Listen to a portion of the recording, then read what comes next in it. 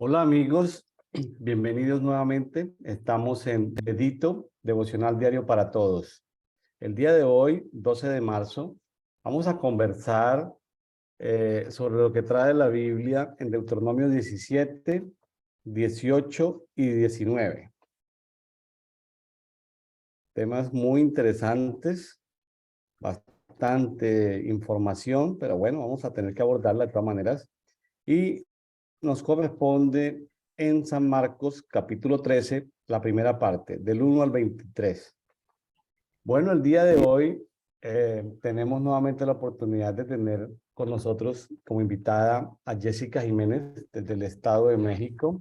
Jessica, bienvenida nuevamente a Dedito. Muy buenas noches a todos. ¿Cómo están? Espero que se encuentren muy bien. Este día viene con todo. Esta palabra está muy interesante.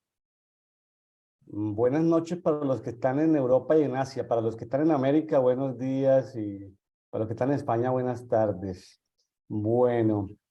Eh, bueno, Jessica, vámonos entonces porque hoy tenemos bastante material y es bueno a veces compartirlo, leerlo, más que resumirlo, porque son instrucciones que vienen como empaquetaditas en grupitos de paqueticos de versículos. Entonces, pues vamos a comentarlos. Yo encontré una perla muy grande el día de hoy, una maravilla que encontré, yo no la había visto.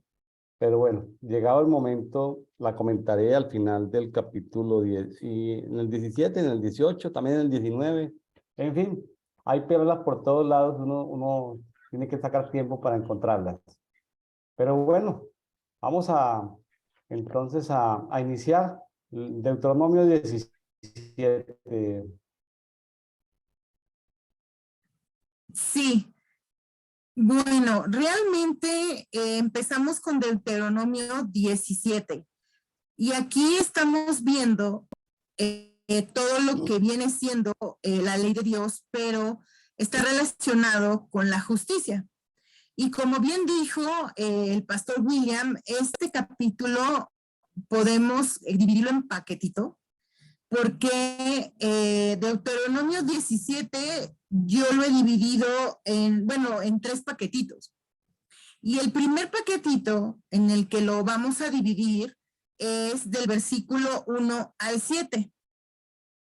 Entonces aquí en este versículo, en estos versículos vemos algo muy importante.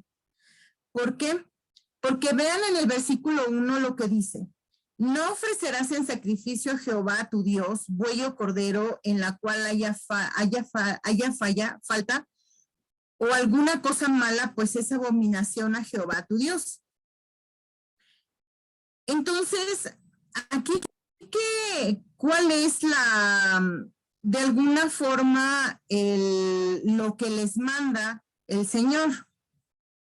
Aquí lo que les manda el Señor, fíjate, viene en el versículo 5 al 7 y dice, entonces sacarás a tus puertas al hombre o a la mujer que hubiere hecho esta mala cosa, sea hombre o mujer, y los apedrearás y así morirán.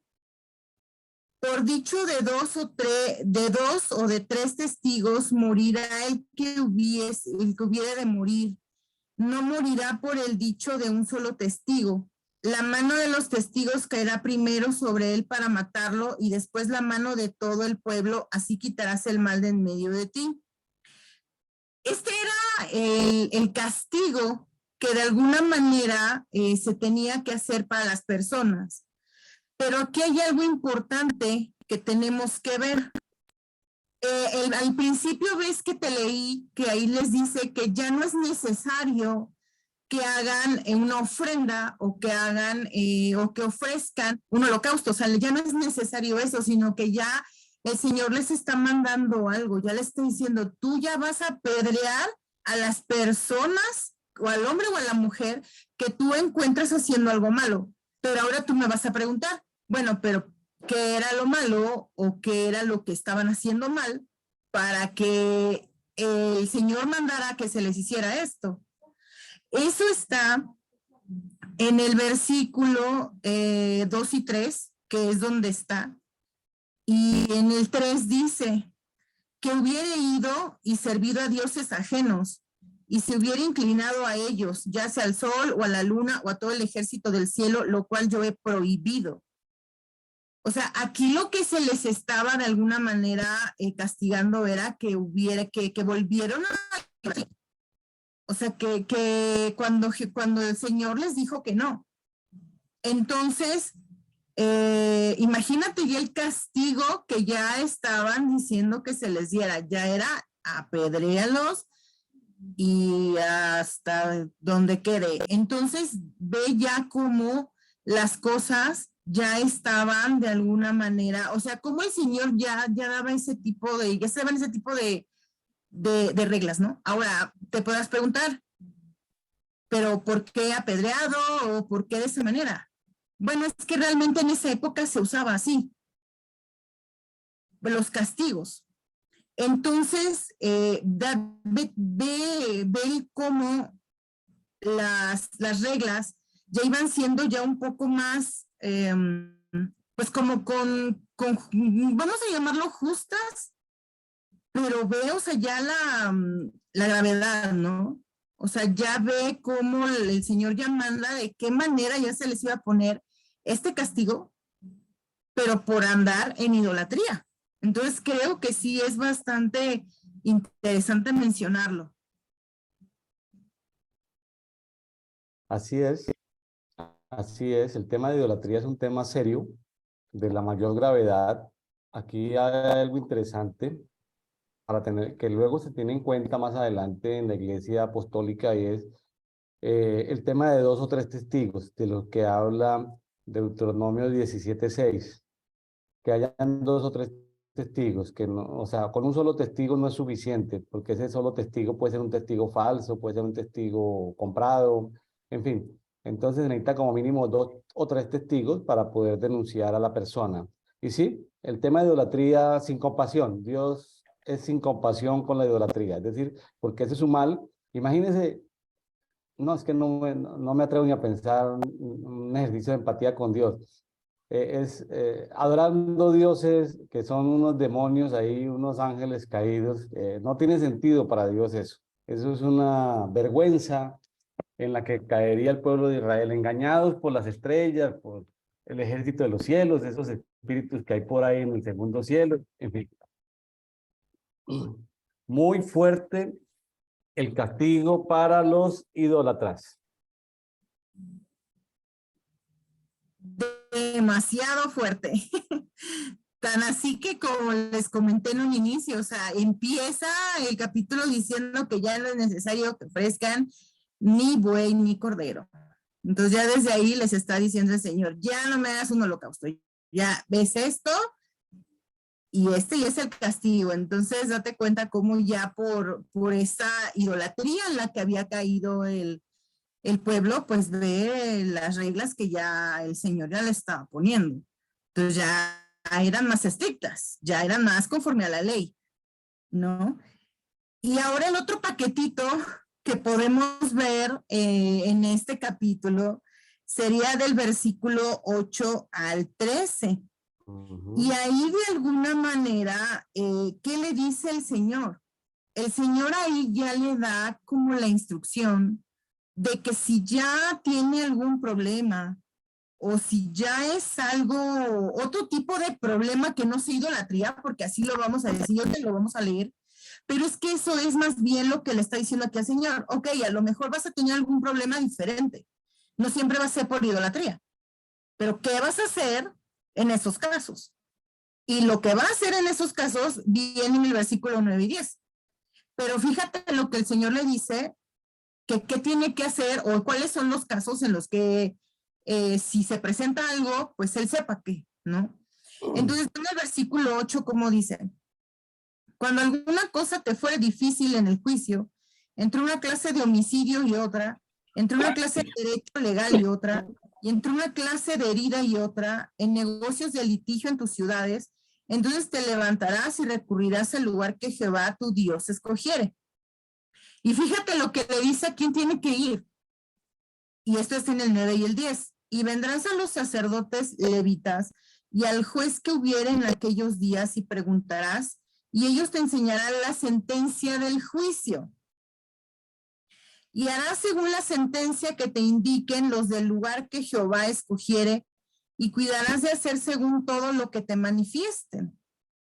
O sea, ahí prácticamente le está diciendo, ok, o sea, cuando tengas alguna situación diferente, entonces tienes que ir con los sacerdotes levitas en el lugar donde ellos te digan, y lo que ellos te digan que vas a hacer es lo que tú vas a hacer ahora.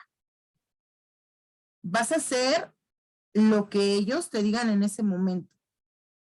Entonces ya vemos cómo ya están puestas las autoridades. Ya están los sacerdotes y sacerdotes levitas.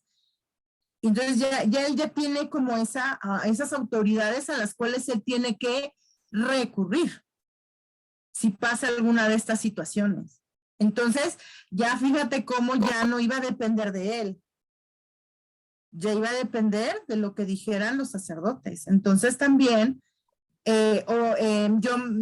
yo me pongo a pensar y digo, ok, pues entonces los sacerdotes estaban en conexión también con Dios. Entonces también ellos iban a estar en esa intimidad con Dios, iban a estar de alguna manera conectados con Él, a manera de que lo que también Él les dijera, ellos también iban a decirlo, no lo iban a decir por digamos, sentimiento o porque ellos quisieran, ¿no? Sino también iba a ser lo que el Señor también les dijera. Entonces, ve lo interesante de esto, ¿no? Cómo ya estaban las autoridades aquí ya puestas.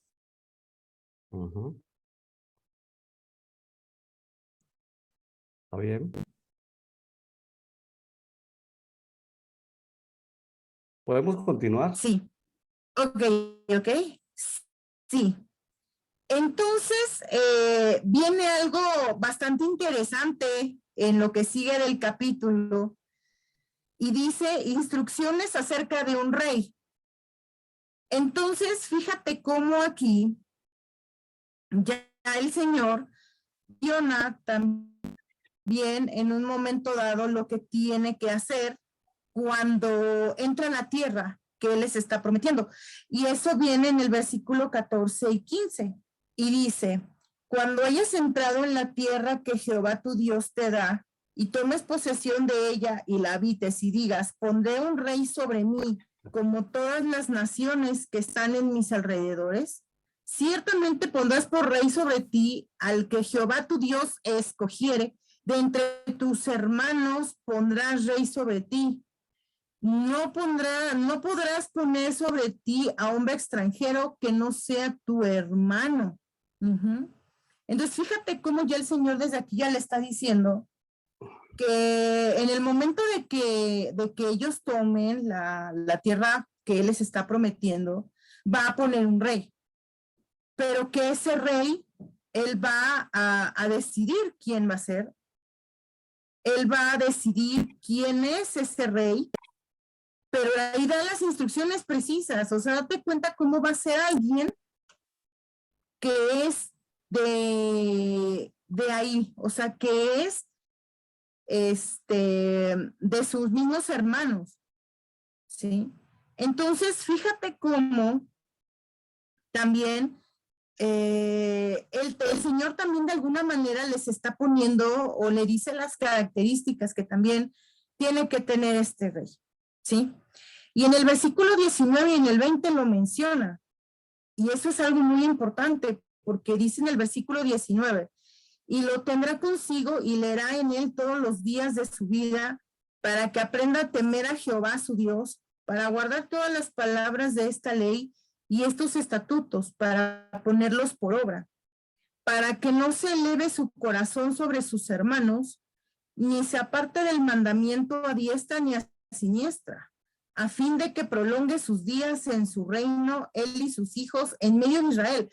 O sea, fíjate cómo aquí también ya está diciendo el Señor, ok, o sea, va a haber un rey, sí, yo te voy a decir quién va a ser el rey, va a ser de entre tus hermanos, no va a ser un extranjero, pero yo también necesito que él se sujete de alguna manera a la palabra que yo voy a darle, pero también yo necesito que su corazón esté acorde a, o sea, que sea de un corazón humilde, ¿no? O sea, yo así lo entiendo, o sea, no quiero que sea una, o sea, ¿cómo les diré?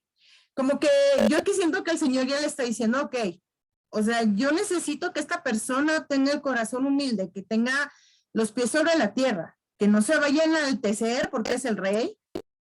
O sea, yo sí necesito que él sea una persona humilde y que no sea parte de los mandamientos que yo les voy a dar, sino que lo que quiero es que lo siga. Y va a estar en esta posición, pero yo necesito que sea así. Entonces, ya hemos visto en muchas lecciones, bueno, y en varios programas de Edito lo del tema de la humildad, porque creo que así el Señor también nos quiere a nosotros, ¿verdad? Quiere que seamos de un corazón humilde, de un corazón sencillo. Entonces, fíjate cómo aquí también para este rey que él iba a poner necesitaba estas características. Y creo que el Señor también así quiere que seamos humildes, pero que también nosotros también guardemos sus mandamientos y lo que Él nos está diciendo, ¿no? Pero ya vemos aquí cómo ya les está diciendo que va a poner a un rey, o sea, ya va a poner a alguien más arriba, ¿no? Ya va a haber una autoridad, además de que en estos momentos ya estaban los sacerdotes y demás, pero ya le estaba diciendo, va a venir alguien más, va a venir una autoridad que va a estar más, en una posición más arriba, por así decirlo, ¿no? Me gustaría poder comentar lo siguiente, una perlita que está ahí en varias perlitas que están ahí en Deuteronomio 17-19. Y nos hacemos una pregunta a los amigos que nos están escuchando. ¿Quién debe tener la Biblia consigo para leerla? O sea, ¿quién debe tener la Biblia? En palabra de Dios para todos, dice, el rey debe mantener consigo ese libro y leerlo para que aprenda a respetar al Señor su Dios y a seguir cuidadosamente todas las palabras escritas en esta ley y estas normas. Entonces, es un principio que aunque Dios estaba adelantando el tiempo de los reyes, porque iba a venir el tiempo de los jueces, mucho tiempo, muchos siglos, pero se estaba anticipando a eso. No quiero entrar en el tema de los jueces y de los reyes, sino en el nuevo pacto nosotros somos reyes y sacerdotes. O sea, un rey es aquel que lee la Biblia, que tiene la Biblia y que la lee todos los días. Ahora, ¿cada cuánto debe leer la Biblia un rey? Todos los días. Voy a leerlo en Biblia Actual versión 4. Dice, y la tendrá consigo y leerá en ella todos los días de su vida. ¿Cada cuánto hay que leer la Biblia? Todos los días de su vida, a fin de que aprenda a temer a Jehová, su Elohim, guardando todas las palabras de esta ley y de estos estatutos para cumplirla. Ahora, otra pregunta. ¿Qué se aprende leyendo la Biblia? El mismo versículo. ¿Qué se aprende leyendo la Biblia? Pues temor a Jehová.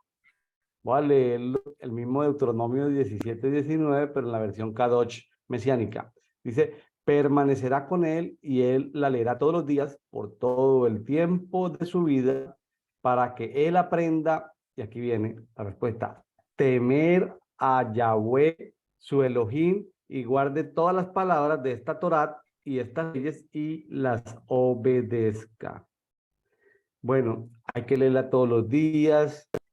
¿Hasta cuándo? Debo leer la Biblia todos los días de la vida. Voy a leer en traducción en Nuevo Mundo. Dice, y esta tiene que continuar con él y él tiene que leer en ella todos los días de su vida, a fin de que aprenda a temer a Jehová su Dios para guardar todas las palabras de esta ley y estas disposiciones reglamentarias por medio de ponerlas por obra. O sea, el tema de, estoy tratando de aprovechar el texto que está en el Antiguo Testamento al día de hoy. Somos reyes, sacerdotes, somos hijos. Debemos leer la Biblia cada día, todos los días. ¿Hasta cuándo? Hasta el final de los tiempos. ¿Por qué? Porque necesitamos aprender a temer a Jehová y guardar todas sus ordenanzas. Bueno.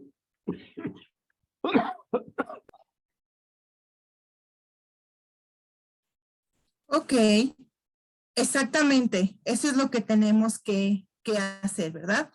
Siempre obedecer al Señor y a todo lo que, y a todas las ordenanzas que, pues, que Él nos da. Y pues bueno, vamos a continuar con el capítulo 18 de Deuteronomio, en donde nos habla de las porciones de los levitas.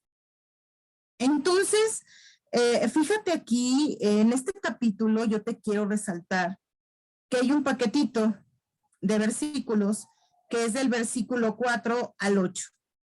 Y del versículo 4 al 8, ahí nos dice todo lo que se les tenía que dar a los levitas, ¿sí? Porque nosotros sabemos, y en el versículo 1 te lo dice, y es lo que ya hemos visto en capítulos pasados, sobre los levitas, ¿verdad? Sobre la tribu de Leví. Y fíjate lo que dice el versículo 1. Los sacerdotes levitas, es decir, toda la tribu de Leví, no tendrán parte ni heredad en Israel. De las ofrendas quemadas a Jehová y de la heredad de él comerán.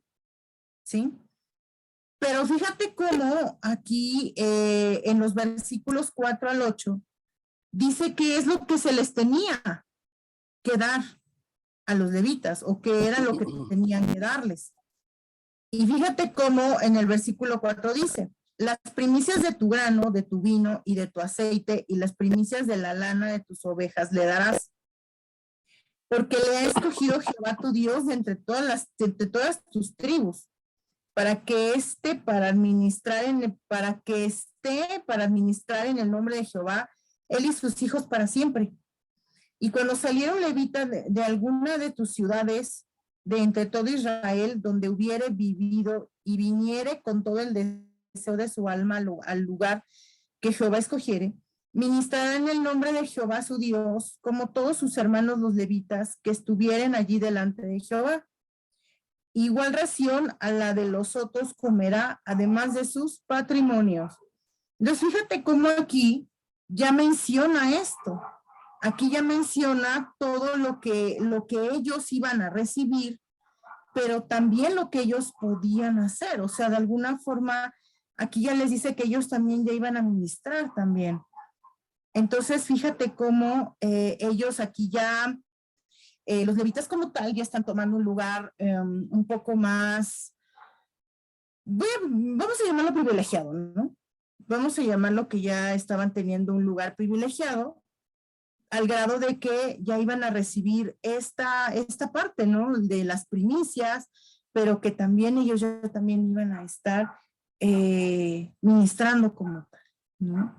Entonces, aquí también vemos la importancia que tenía la tribu de Leví.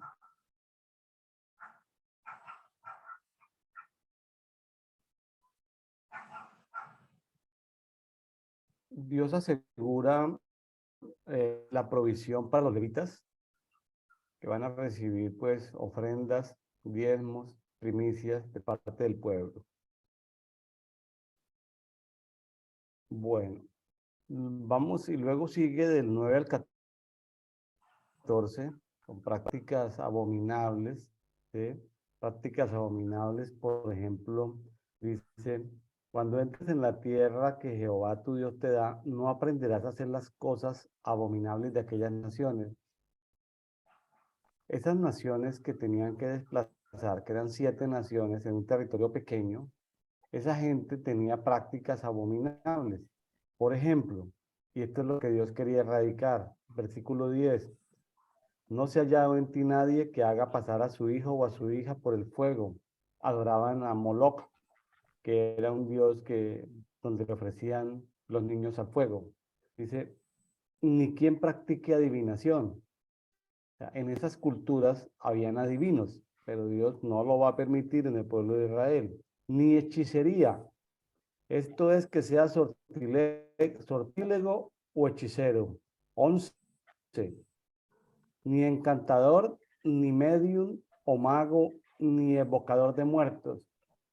es una evocador de muertos y es un tema delicado porque el reino de los muertos no está permitido que los muertos se comuniquen con nosotros. Sin embargo, las tinieblas le han enseñado a los evocadores de muertos a comunicarse con los muertos. Es decir, hemos visto por ahí unas películas que en televisión, que evocan un muerto y que es una broma, que es un falso, pero no, hay gente que puede, un evocador de muertos evoca a los muertos. Pero eso es una transgresión a Dios. Dios no quiere que nosotros conversemos con los muertos, ni le hagamos misas a los muertos, ni los nombremos intercesores de los muertos. Ahorita se muere cualquier persona y ya todo el mundo dice en las redes sociales que es un angelito que nos está cuidando desde no sé dónde, o sea, una invocación y una cultura de los muertos, pero una cosa fea. Versículo 12. Voy a compartir esta parte aquí de las prácticas abominables. Que cualquiera que hace estas cosas abominables a Jehová, y por causa de estas abominaciones, Jehová su Dios los expulsa delante de ti. Es por eso que están siendo expulsados. Entonces, si están siendo expulsados por estas prácticas, pues, abominables, pues, Dios no va a permitir que el pueblo se quede con algunas de esas prácticas. Vea lo que dice el 13. Perfecto será delante de Jehová tu Dios. Perfecto. Un versículo poderoso. ¿Cómo debe ser? Perfecto. Maduro. Porque estas naciones que vas a desposeer, ¿sí?, escuchan a brujos y a hechiceros. Estas naciones escuchan a brujos y hechiceros, pero a ti no se te ha permitido esto por Jehová tu Dios. Entonces, estas prácticas abominables que tenían estas naciones paganas, pues Dios no las iba a permitir en su pueblo. Y está siendo claro con ellas una vez más. Luego sigue el tema de un nuevo profeta, que Dios va a levantar un nuevo profeta que es Josué, porque Moisés era un profeta, pero va a levantar a un profeta que va a ser Josué. Sin embargo, habla hacia futuro de cómo saber cuándo un profeta es verdadero o cuándo es un profeta falso. Que eso nos sirve hoy en día todavía para evaluar como un protocolo profético. Entonces, ojo con lo que sigue del 15 al 22, porque aparte de estar hablando de lo que va a suceder, que Moisés iba a ser reemplazado por Josué, ojo porque van a venir y en la actualidad aparecen profetas o guías que, que no son enviados por Dios. Vamos a mirarlo con Jessica. Sí, es que realmente lo que comenta el pastor William viene del 19 al 22. Y sí es bastante fuerte lo que dice. ¿Por qué? Porque en el 18 ve lo que dice. Profeta les levantaré de en medio de sus hermanos como tú, y pondré mis palabras en su boca, y él les hablará todo lo que yo le mande. O sea, ya desde él le está diciendo, ok, también te voy a levantar a un profeta, va a ser de aquí de entre tus hermanos, pero él también va a hablar lo que yo diga, ¿no? O lo que yo le diga. Entonces, fíjate cómo ya en el capítulo 17 vimos que va a levantar un rey, ya le dice que va a haber un rey. Y en este ya le está diciendo, ok, pero pues entonces también te va a levantar un profeta. Pero fíjate, ahí viene lo bueno. Versículo 19.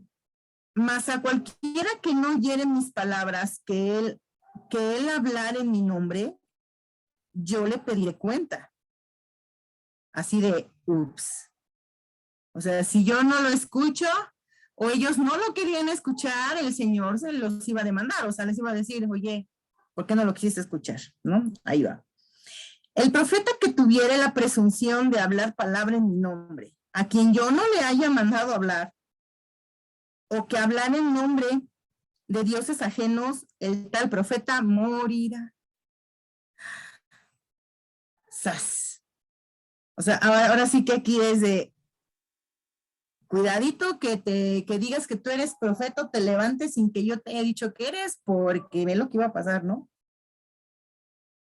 y si dijeres en tu corazón, ¿cómo conoceremos la palabra de Jehová que Jehová no ha hablado?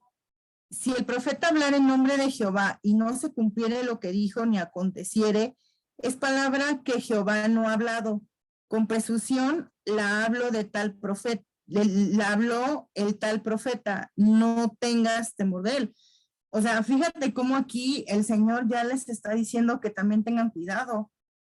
¿Por qué? Porque él iba a levantar a ese profeta. O sea, él iba a decir quién era, pero no dudo ni tantito que varios iban a querer levantar. Y ellos iban a querer decir que ellos eran. Por eso le está diciendo, ok, pues quien se levante y quien diga qué es, pues entonces va a morir, ¿verdad? Porque yo en ningún momento le dije que era él. Claro. Entonces, aquí hay que tener de alguna manera cuidado, ¿verdad?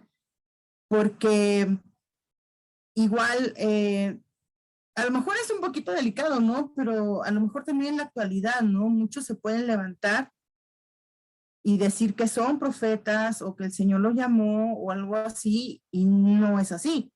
Entonces, por eso hay que tener mucho cuidado con este tipo de llamados de parte del Señor, ¿verdad? Y ver que realmente es cierto. Claro. Así rapidito, voy a contar algunos testimonios así rapidito. Yo me he encontrado con amigos pastores que me han invitado que porque para presentarme un profeta, una profeta de su iglesia, y yo la he escuchado y le he dicho al pastor, no, pastor, ella lo único que tiene es que tiene don de lenguas e interpretación de lenguas. Eso es un don. Eso es un don que hace parte de lo profético, pero todavía no es profeta. Ah, es que hablan lenguas y las interpreta. Bueno, eso es un don. Eh, Otra experiencia. Una pastora que tenía dos congregaciones como especializada pues en mujeres maltratadas, y yo la veía como medio raro, y que era profeta porque daba profecía personal.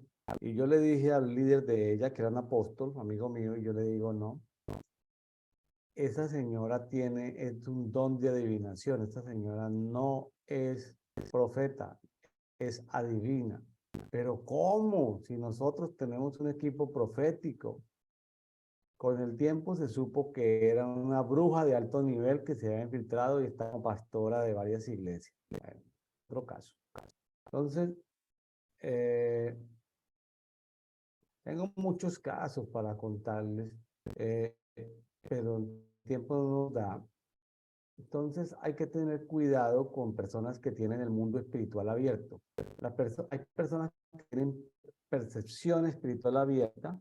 Entonces un pastor que no ve el mundo espiritual se asusta porque una persona tiene el mundo espiritual abierto y no es profeta. Simplemente esa persona tiene el mundo espiritual abierto porque su abuelo o su tatarabuelo era hechicero, era brujo.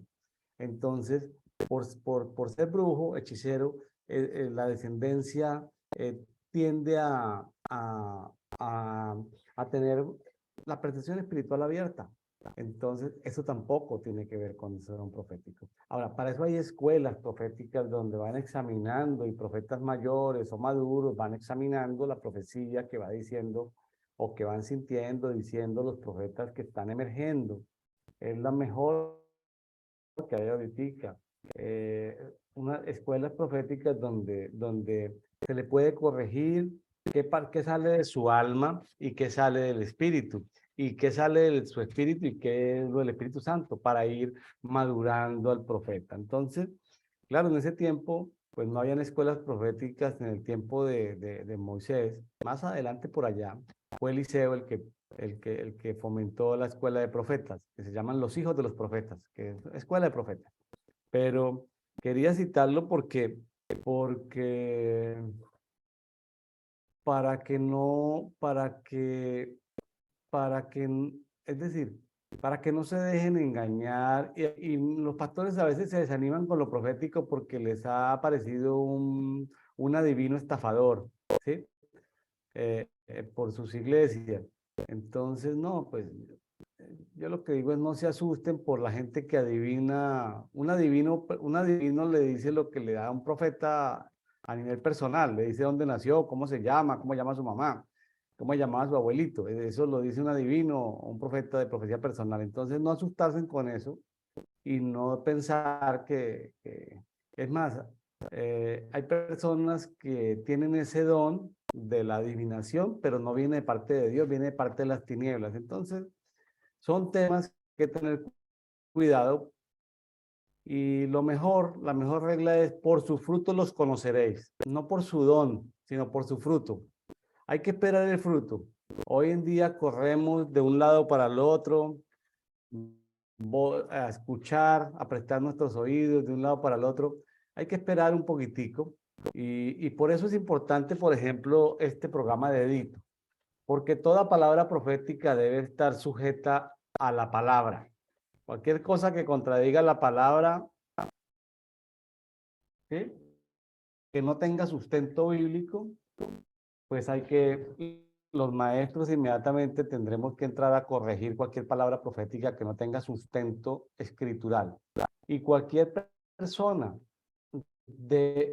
yo digo que una persona que no lea la Biblia es muy vulnerable a ser engañada por un adivino, por un falso profeta. Y saben, esa vulnerabilidad, ¿sabe cómo se llama? Iniquidad religiosa. Como la persona tiene una iniquidad de sus ancestros, la persona no busca de Dios, sino que busca que alguien le predique. Es una consumidora de cultos. Le gusta que otro le comparta. No le gusta ir a la palabra. El consumidor de cultos fácilmente es engañado. Entonces, ¿qué estamos diciendo aquí? Queremos que todos los que nos escuchan estén vinculados a una iglesia local. Eso no hay nada, eso no lo vamos a discutir. Sea fiel en su iglesia donde Dios lo puso, pero mis amigos, cada uno tiene una relación directa con Dios que no tiene nada que ver con la iglesia local, ni la iglesia de la ciudad, ni la iglesia en casa. O sea, cada uno debemos tener una comunión con Dios.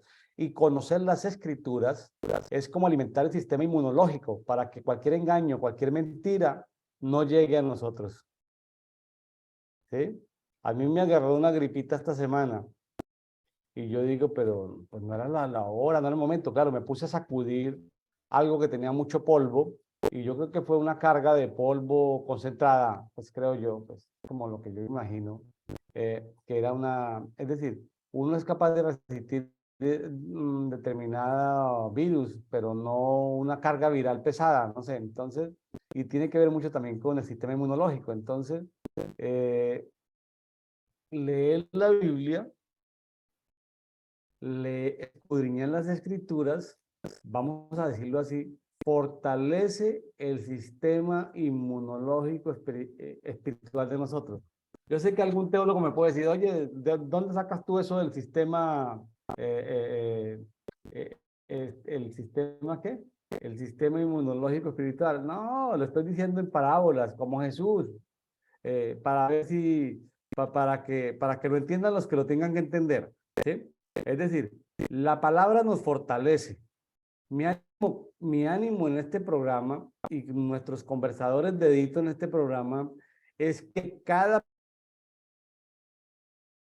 persona se convierta, como leíamos en el capítulo anterior, en el versículo Deuteronomio 17-19.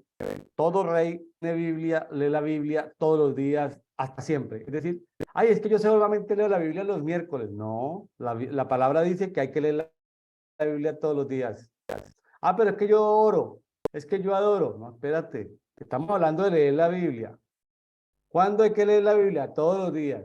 Ah, es que yo leo un versículo, no, pues te vas a demorar 500 años para terminar la Biblia. O sea, ¿por qué no le das la vuelta a la Biblia por lo menos una vez al año? Que son 20 minutos diarios para que la leas en un año. Ahora, si la vas a estudiar, pues ya le tienes que sacar un poquitico más de 20 minutos, pero yo creo o sea, lo que estoy tratando es de animarlos en buena onda. Aquí nos están escuchando seguramente personas de muchas iglesias evangélicas, de muchas iglesias tal vez carismáticas, o personas que no tienen iglesia. Conéctense con la palabra. Y si no la entienden, vayan y humíllense delante del Señor digan, Espíritu Santo, enséñame, porque no entiendo. Yo después de haber leído la Biblia en varias oportunidades, yo me humillo, la mayoría del tiempo me humillo y le digo, Espíritu Santo, enséñame algo nuevo hoy. No quiero ir a leer la Biblia con lo que ya tengo aprendido, yo quiero descubrir algo nuevo y el Espíritu Santo es bueno, ahí nos va llevando. ¿Por qué tenemos que leer la Biblia? Para temer a Jehová, es uno de los 7 espíritus de Dios, temor reverente a Jehová, y para guardar sus ordenanzas, mandamientos, preceptos, instrucciones, etcétera, etcétera. Entonces, miren la importancia de esto. Bueno, y ya después de este protocolo profético, por eso hay que anotar las palabras proféticas que a uno le dan, anotar la fecha. Yo las anoto, porque si, pues claro, lo que pasa es que hay mucha palabra profética condicional. Condicional es que depende de muchas cosas, entonces a veces, pero ya hay muchos libros, buenos libros sobre material profético muy buenos que se consiguen en las librerías de artículos religiosos. Ya hay libros muy buenos sobre el tema profético. Entonces los animamos a que compren libros, se instruyan. Autores muy buenos como Bill Hammond, Rick Joyner, ¿sí? Son clásicos. Francis Frangipane, son clásicos.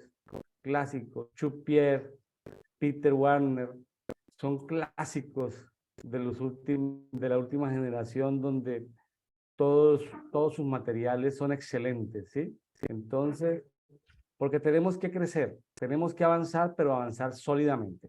Bueno, nos queda un capítulo en Deuteronomio, mi estimada conversadora dedito, Jessica Jiménez, el capítulo 19. Sí, nos queda todavía el 19, que la verdad sí está bastante interesante también, porque se titula Las ciudades de refugio.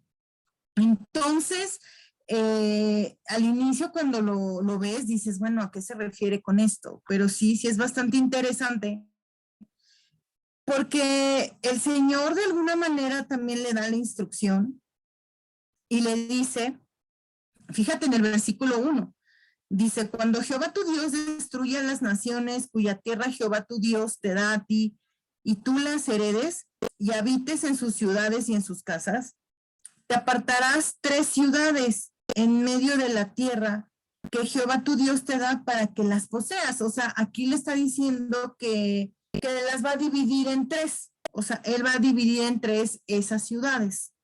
Ajá. Pero fíjate que esas ciudades tienen como propósito algo. O sea, el hecho de que las divide en 3, viene en los versículos del 9 al 14. ¿Sí? Y dice, ok, es más bien en el 11, fíjate lo que dice. Pero si hubiera alguno que aborreciere a su prójimo y lo acechare y se levantare contra él y lo hiriere de muerte y muriere, si huye a alguna de estas ciudades, entonces los ancianos de su ciudad enviarán y lo sacarán de allí y lo entregarán en mano del vengador de la sangre para que muera.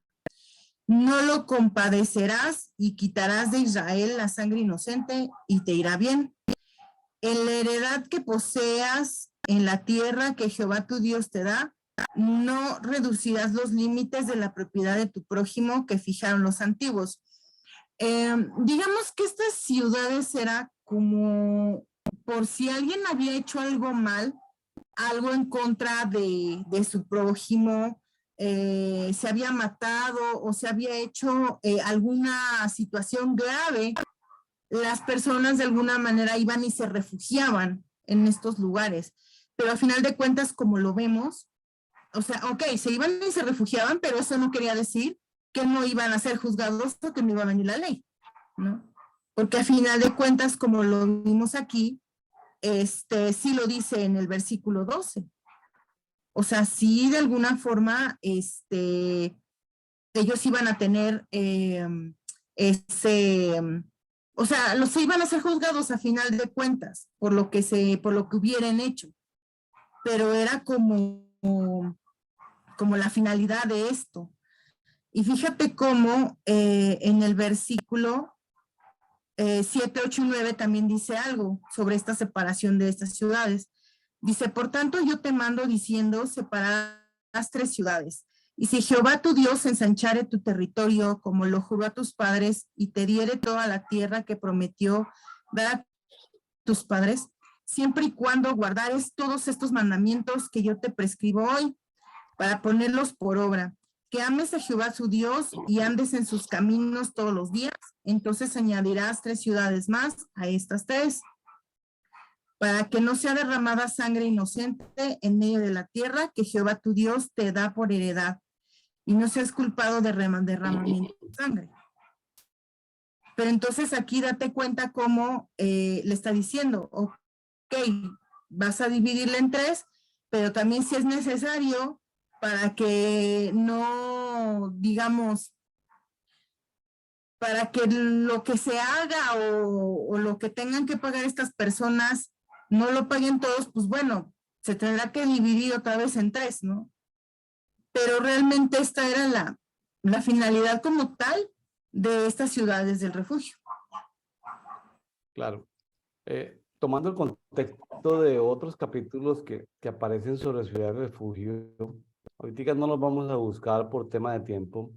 Ellos constituyeron 3 ciudades al oriente del Jordán, es decir, donde estaba la tribu de Rubén, la tribu de Gad y la media tribu de Manasés. Ahí dejaron 3 ciudades, 3 poblaciones que eran ciudades de refugio. Y al occidente del Jordán, donde quedaron las otras 9 tribus y media, contando la media de Manasés, otras 3 ciudades. Recordemos que las ciudades de los levitas eran 48 ciudades repartidas entre las 12 tribus de Israel. ¿Sí? Interesante cómo se juega con el 12 más 1, ¿no?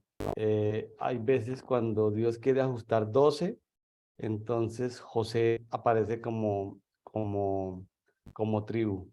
Pero cuando quiere a los levitas separarlo de los 12, entonces la tribu de José la parte en Manasés y en Efraín. Es interesante cómo juega Dios con el 12 más 1, ¿no? Para jugar con el 12. Es ahí como algo interesantísimo. Y entonces, en esa ciudad de refugio, pues eran ciudades de los levitas, simplemente que ahí vivían levitas. Ahora, la tierra se contamina con la sangre derramada. Ahora, cuando hay un culpable, alguien que mata a otra persona, entonces había algo que se llamaba un derecho legal del vengador de la sangre. Un familiar cercano podía matar o asesinar al que había matado a su familiar cercano. Claro, después de haber pasado por un proceso de juicio de los ancianos, sacerdotes y ancianos de esa ciudad. Interesante eso.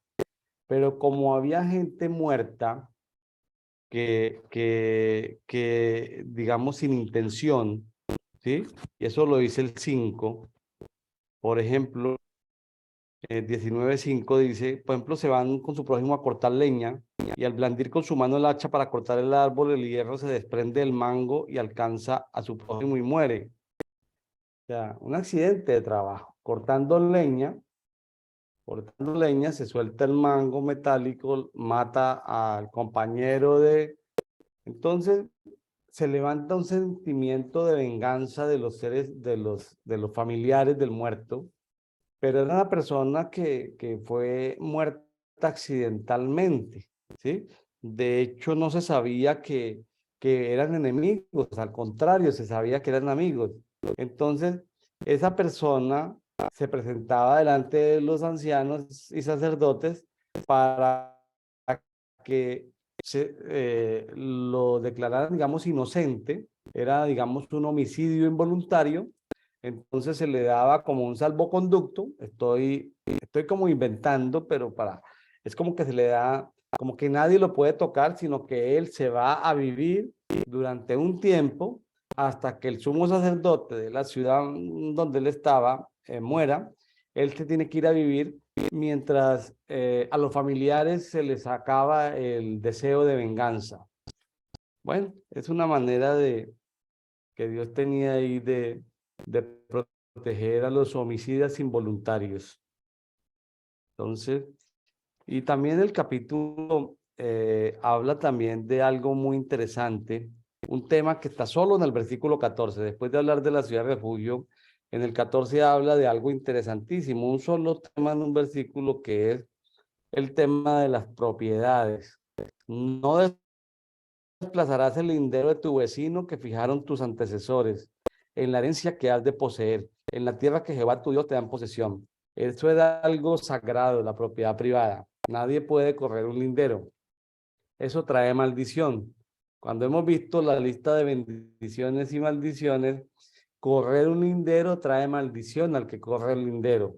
Y ya sabemos que en nuestros países latinoamericanos, de tanta violencia, de tanto desplazamiento, hay gente que vive en una tierra pero sin propiedad legal. Ha sido a base de matar a los anteriores que vivían ahí, se han quedado en las tierras y por generaciones se quedan viviendo en esas tierras sin tener la propiedad legal.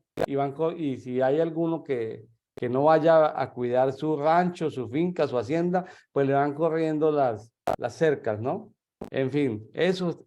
Y ya del 15 al 21, en este capítulo 19, nos habla ya de otro tema, que son las leyes sobre los testigos. Leyes sobre los testigos. Exactamente. Y creo que esto, bueno, al menos cuando yo lo leí me remontó mucho a una parte de la escritura que vimos en Mateo, ¿sí?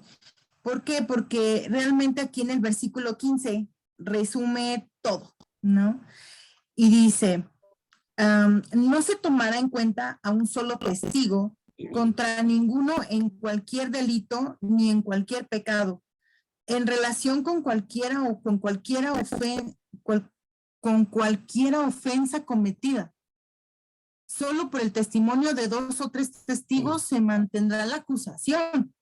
Entonces, fíjate aquí cómo dice que si alguien hace algo, no es suficiente un testigo, sino que tiene que haber 2 o 3 más. Entonces, tienen que ser 2 o 3 para que, es como decir, para que proceda realmente, ¿no? El poderlo acusar o el poderlo juzgar.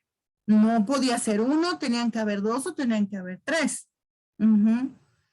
Entonces, fíjate, cuando se levante testigo falso contra alguno para testificar contra él, entonces los 2 litigantes se presentarán delante de Jehová y delante de los sacerdotes y de los jueces que hubiera en aquellos días. Ajá, o sea, tenían que ir los 2 o los 3 para que se pudiera proceder contra esa persona. Entonces, ya cuando lees esto, tú dices, bueno, es que realmente cuando en el Nuevo Testamento nos hablan de otras cosas, pues como que tiene sentido.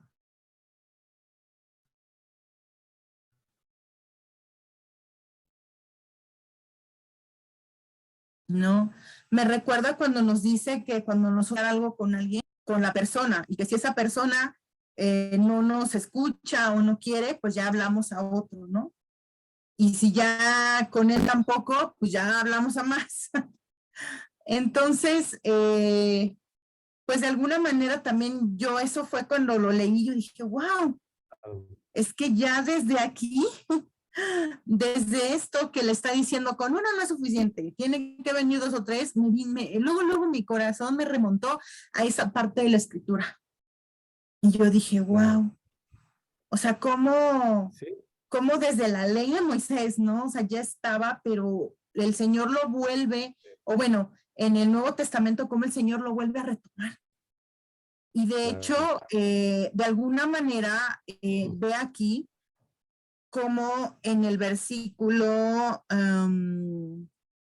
20 y 21 ve lo que dice, y dice, y los que quedaren oirán y temerán y no volverán a hacer más una maldad semejante en medio de ti.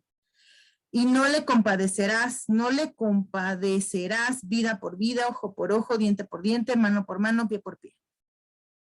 Cuando realmente el Señor, también en el Evangelio de Mateo, como dice, habrás que es dicho, ojo por ojo, diente por diente, pero el Señor dice, pues no, ahí es cuando ya nos habla del perdón, ¿no? Y es cuando viene también en el Evangelio toda la parte del perdón, pero él vuelve a retomar esta parte, ¿no? El Señor vuelve a retomar esto del ojo por ojo y diente por diente, pero cuando toma eso, se refiere a esto. ¿Por qué? Pues porque aquí en el Antiguo Testamento así era, o sea, era ojo por ojo, diente por diente, o sea, pero no, el Señor ahí es cuando dice no. Antes era así, pero ahora no es así. Ahora yo te invito a que perdones. Entonces, ve qué hermoso, ¿no? Como cuando vamos, y este plan de lectura es hermoso, y yo de verdad te sigo, te invito a que sigas con él, porque tú conforme vas a ir avanzando, vas a ir también ligándolo así. Y cuando veas algo así, vas a decir, ah, pero yo leí esto. Y ahí es cuando el Señor te habla de una manera tan bonita, que dices, ahora entiendo, ¿verdad? Porque el Señor lo decía. Porque luego aquí están ese tipo de respuestas. Claro, hay circunstancias, hablando de la calumnia, ¿no? Y eso es algo que nosotros podemos, alguien nos puede hablar mal de un amigo, alguien nos puede hablar mal de nuestro cónyuge, de un hermano, de un pastor, pero puede haber calumnia, es decir, puede ser un testigo falso el que nos esté dando la información. Si es una persona honorable, pues por favor, se necesitan como mínimo 2 o 3 testigos, ¿sí? O sea, no se le puede dar credibilidad a una sola persona, dado que puede ser un difamador profesional. Esa persona puede ser una difamadora. Entonces, hay que tener cuidado con eso. Hay que tener cuidado con eso. Un protocolo de no crea a la primera lo que le dice a alguien, espere validarlo, ¿sí? Espere validarlo. Y en temas de iglesia, local, congregacional, es importante eh, seguir estos protocolos. Son procesos, son procesos. Muy bien. Nos vamos entonces a Marcos capítulo 13. Marcos capítulo 13. Hoy nos toca del 1 al 23, la primera parte. En este Marcos 13 hay 2 versículos al principio. Voy a leerlos. Dice, y saliendo del templo le dice uno de sus discípulos, Maestro, mira qué piedra y qué edificio. Versículo 2, Marcos 13:2. Y Jesús les dijo, ¿ves estos grandes edificios? Le pregunta a Jesús. Dice, de ningún modo quedará aquí piedra sobre piedra que no sea totalmente derribada. Todos sabemos que por la historia, más o menos 40 años después, es decir, en el año 70, el templo del que estaban hablando ahí fue completamente destruido, completamente destruido. ¿Sí? Y bueno, dice, vienen como titulado aquí que dice señales antes del fin, ¿sí? Para tenerlas en cuenta. Y sentándose en el monte de los olivos, frente al templo, Pedro, Jacobo y Juan y Andrés, aquí ya hay un grupo de 4, le preguntaban en privado, dinos cuándo será todo esto y cuál será la señal de que todo esto esté a punto de cumplirse. Marcos 13:5. Entonces Jesús comenzó a decirle, mirad que nadie os engañe. Muchos vendrán en mi nombre diciendo, yo soy, y engañarán a muchos. Cuando oigáis guerras y rumores de guerras, no os alarméis.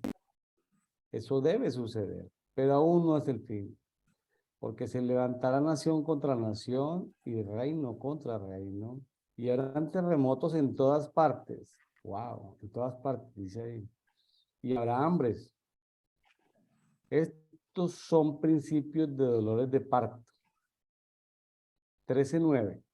Pero mirad por vosotros mismos, os entregarán a los sanedrines y seréis azotados en las sinagogas, y compareceréis delante de gobernadores y de reyes por causa de mí para testimonio a ellos.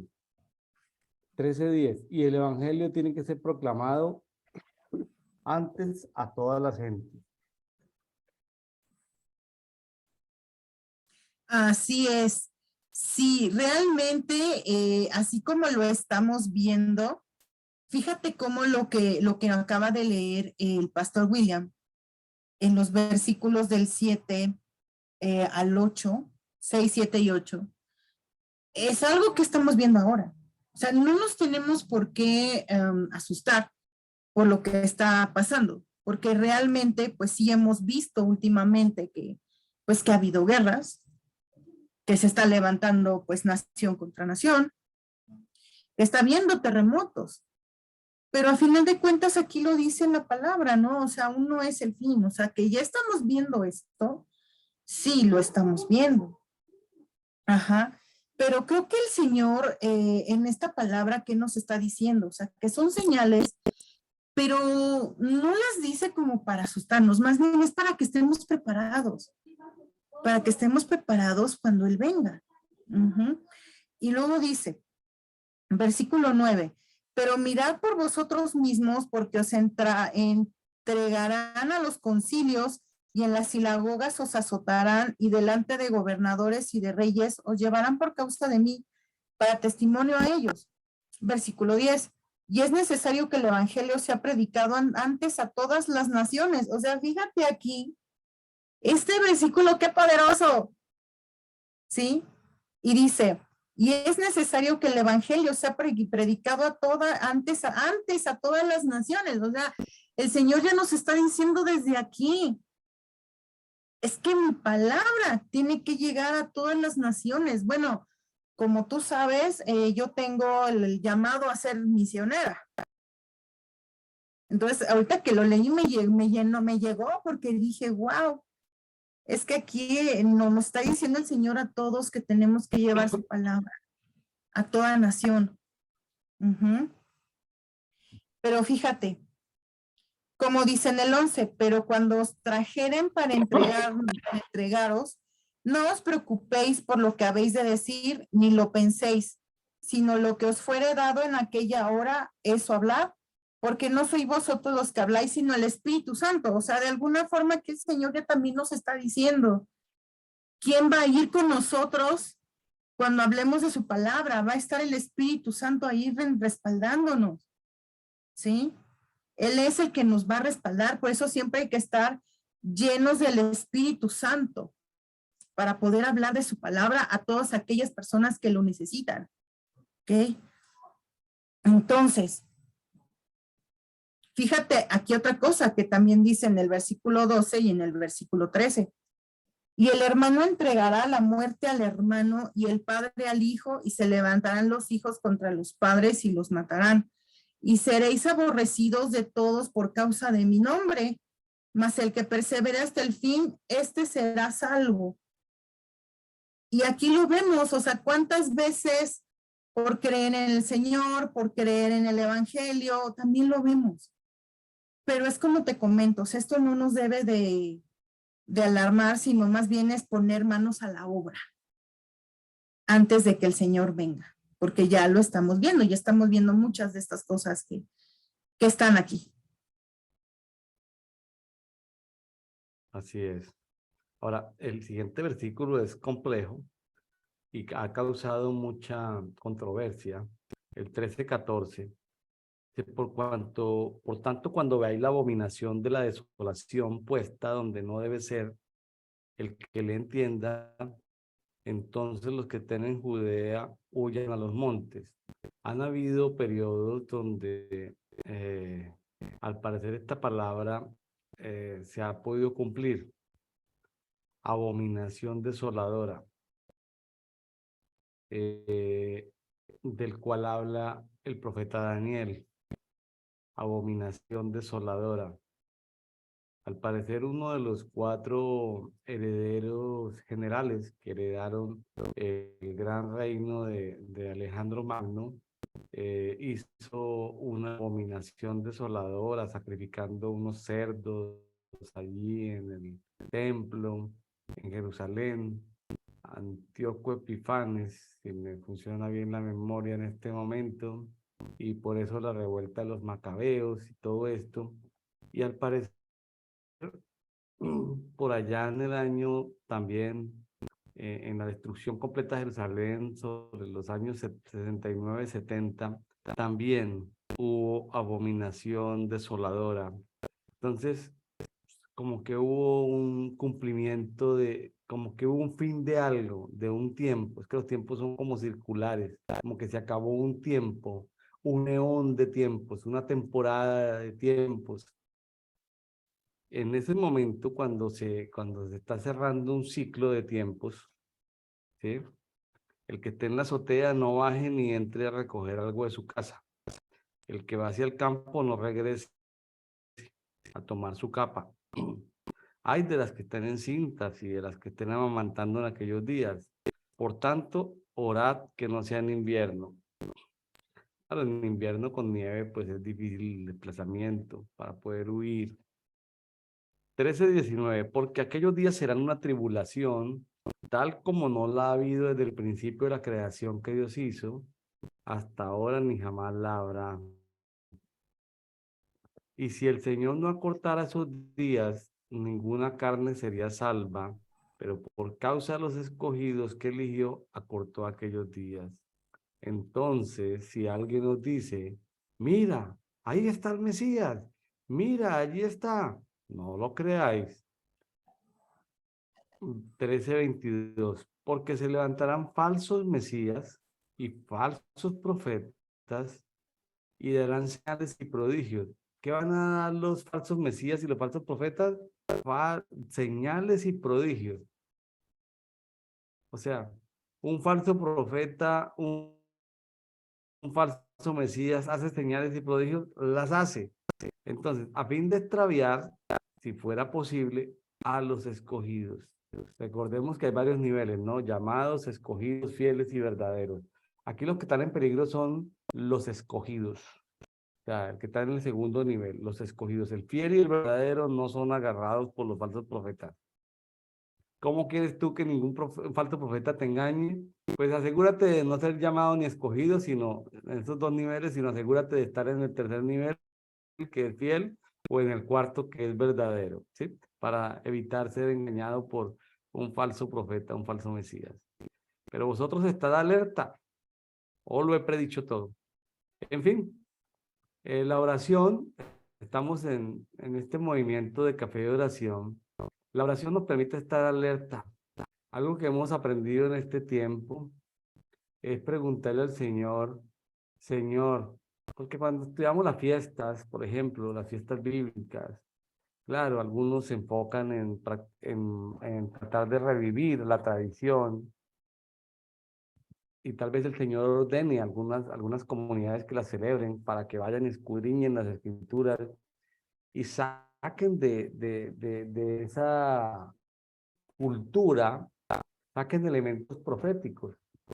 Pero llega un momento donde las cosas no se pueden hacer por religión, celebraciones de manera religiosa, que así es como celebramos el Pesat, o sea, Pascua, que aquí es como celebramos la fiesta de panes sin levadura, que aquí es como celebramos la fiesta de Pentecostés, que aquí celebramos la fiesta de las cabañas, sino que en cada tiempo, estoy hablando de las fiestas principales, pero también en cada tiempo tenemos que preguntarle a Dios, Señor, ¿y cómo quieres que yo celebre esta Pascua que viene el mes entrante? ¿Cómo quieres que la celebre?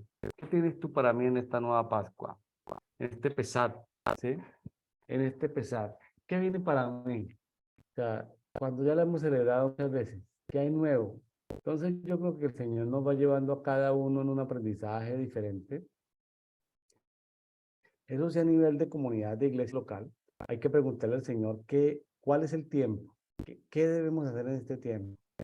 Es una pregunta que a nivel personal debemos hacer al Señor diariamente. Y en este tiempo, ¿cuál es mi rol? ¿Cuál es mi función? ¿Qué debo de hacer? ¿Qué no debo de hacer? ¿En qué me puedo involucrar? ¿En qué no me puedo involucrar?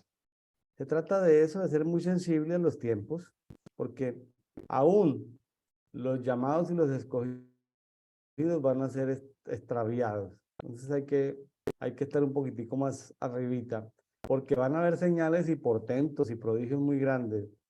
Entonces, que no sea la señal, que no sea el milagro, que no sea el prodigio, que no sea el portento, el que nos haga caer en una apostasía, en una herejía, o en algo que no venga de parte del cielo, sino que venga, que sea un ángel disfrazado de luz, ¿sí? Perdón, un ángel, un demonio, un ángel caído disfrazado de luz, y en la cual podamos ser engañados. Bueno, amigos, como dice aquí, por tanto, orad, orad, que no sea en invierno. Bueno, todo esto nos sirve, todos estos consejos que nos dan, de estar siempre apercibidos, estar no viviendo como por inercia, sino estar como con los radares puestos. ¿Qué está pasando? Estamos en el 2023. En un dedito alguien me dijo, William, el 2024 va a ser muy importante porque es el año de la remisión. No el documento que indica una carta aporte o que indica una carga logística, no, no es esa remisión, sino es un tiempo de perdonar deudas. Ah, es un tiempo de perdonar deudas el 2024. Es decir, si tú tienes deudas, amigo que nos escucha, es decir, alguien te debe y en el 2023, en lo que queda no te lo pagan, perdónalo para que ese hermano que no te pudo pagar, ese familiar que no te pudo pagar, libéralo. Que en el 2024 tú te sueltes y a los que no han podido pagar deudas, ojalá sus acreedores que pudiesen en un momento determinado ser malos acreedores y maldecirte porque tú no le pagaste, pero no tienes posibilidad de pagar, perdón.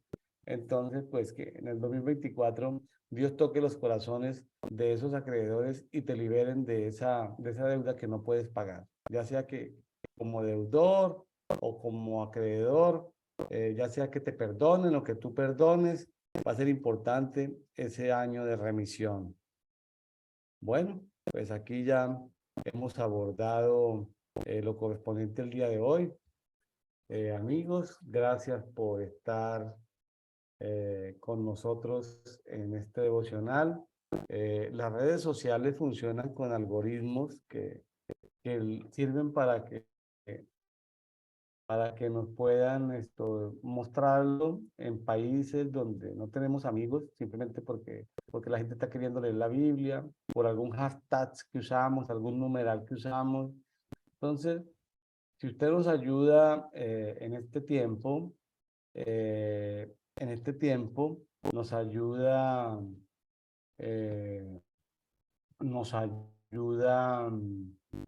comentando, dándole like, compartiendo con otros, pues nos ayuda. De algo estoy seguro, Jessica, en este momento, que todavía, te lo puedo casi que asegurar, Jessica, que todavía no se ha cumplido al 100% lo que dice en Marcos 13:10. Aún hay 1.100 millones de musulmanes que no han escuchado hablar de Cristo. Muchos de ellos sí, pero faltan todavía 1.100 millones de musulmanes por escuchar de Cristo.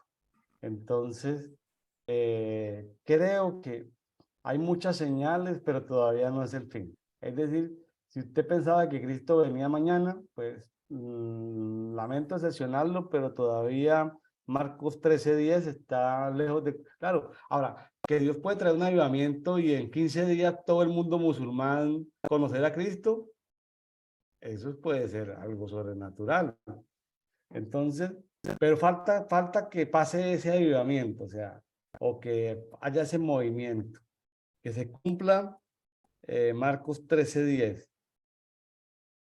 que el evangelio, o sea, las buenas nuevas de salvación y de reino, sean proclamadas a todas las gentes en todas las naciones.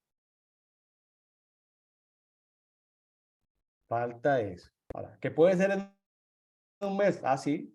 Ah, que nos vamos a demorar 20 años para evangelizarlos a todos. Ah, o 500 años. No lo sé. Nadie lo sabe. Ni siquiera los ángeles lo saben.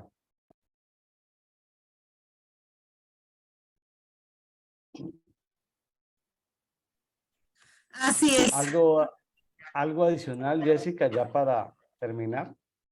No, realmente creo que en esta porción, pues ya vimos, ¿no? Algunas de las señales, pero como bien comentas, ¿no? Y también yo lo comenté, o sea, todavía ya estamos viendo varias, pero pues todavía no es el fin. Entonces creo que el Señor en esta porción de la Biblia sí nos está diciendo que tenemos que llevar su palabra antes de que todo esto suceda. Entonces, si ya estamos viendo que están sucediendo algunas cosas, pues no tardemos en llevar su palabra y pues continuar con nuestro plan de lectura y pues seguir adelante en las cosas del Señor. Amén. Bueno, amigos, Dios les guarde, les bendiga. Nos vemos el día de mañana. Bendiciones para todos. Gracias, Jessica. Bendiciones, un gusto estar con ustedes.